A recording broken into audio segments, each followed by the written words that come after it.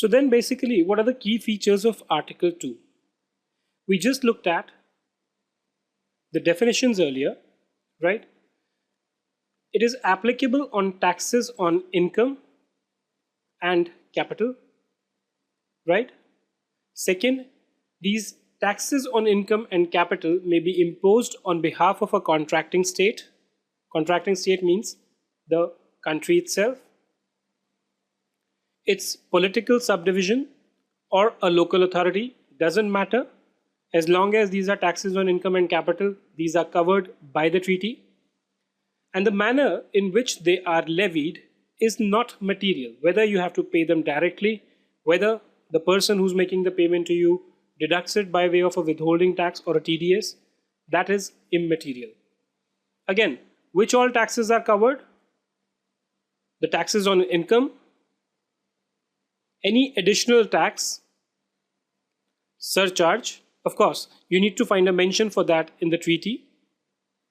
Surtax, like we saw in the India-US treaty.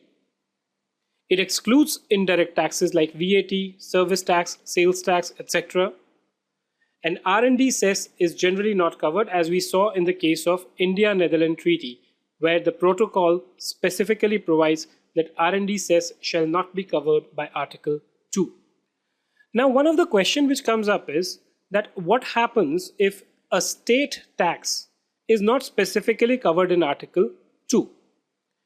So if you recall, when we saw the India-US treaty, it said federal income tax,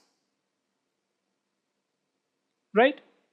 But in US, you may also have state taxes. If this is not mentioned, would you get the benefit of this? Specifically in the context of India-US treaty, the judiciary seems to be divided on this issue. They've held that in some cases these should be covered, whereas the others have denied it.